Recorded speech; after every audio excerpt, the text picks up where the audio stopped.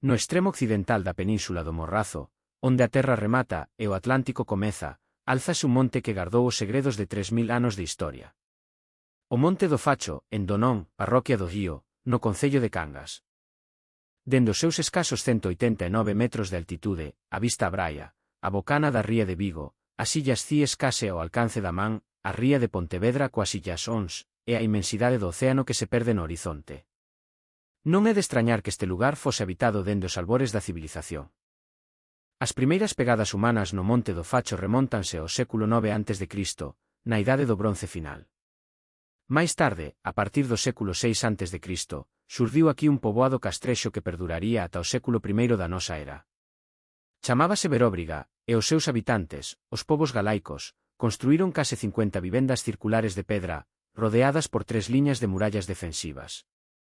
Pero o verdadeiro tesouro do Monte do Facho non é de ouro nin de prata. É un tesouro de pedra e de fe. A partir do século III despois de Cristo, este lugar converteuse nun dos santuarios de peregrinación máis antigos coñecidos de toda a Península Ibérica.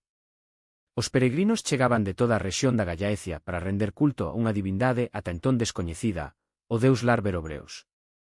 Cada peregrino subía a pé ata a cima cargando unha arabotiva de pedra, un pequeno monumento que lembraba na súa forma a fachada dun templo. Ao chegar ao alto, colocaba a ara diante do gran océano azul, coa mesma inscrición repetida case 174 veces, o deo Lari Berobreo Aran posuit pro salute. Ao deus Lar Berobreo, esta ara foi colocada pola súa saúde. Era un deus curador, un deus da vida e da morte, un deus do máis alá. Durante séculos, estas aras permaneceron soterradas baixo a terra do monte, agardando en silencio.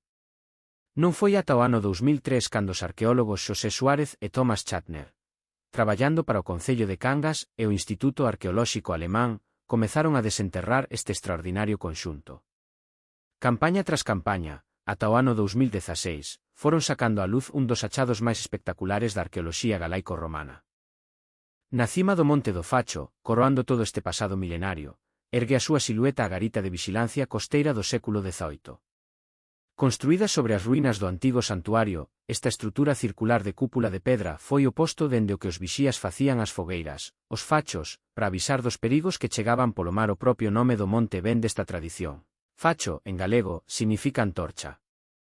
Hoxe, a maioría das aras votivas atopadas no Monte do Facho pódense ver no Museo Arqueolóxico de Vigo, no Pazo de Castrelos.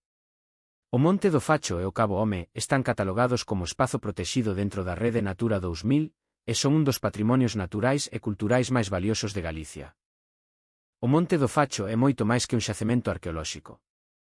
É un lugar onde o tempo se detén, onde a pedra fala, onde os antepasados galaicos deixaron a súa pegada máis profunda.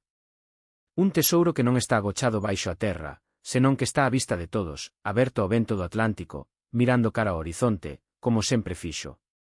Como sempre fará.